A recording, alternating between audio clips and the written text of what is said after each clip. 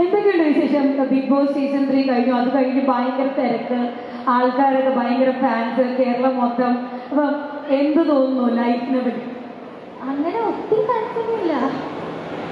Life കുഴപ്പമില്ലാതെ എന്നും പോകുന്ന കുട്ടി ഗോ വിത്ത് ഫ്ലോ ആയിട്ട് അങ്ങനെ മുന്നോട്ട് പോയിട്ടുണ്ട്.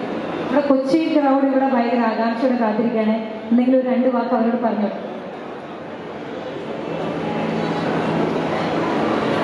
ഹായ് കൊച്ചി, എന്ത് പറയാനാ, എല്ലാ തവണയും കാണുമ്പോൾ പറയുന്ന വിട്ട് തന്നെ ഇനിയും അടുത്ത ഷോയിലും കാണാനായിട്ടുള്ളൊരു സാഹചര്യം ഉണ്ടാകട്ടെ.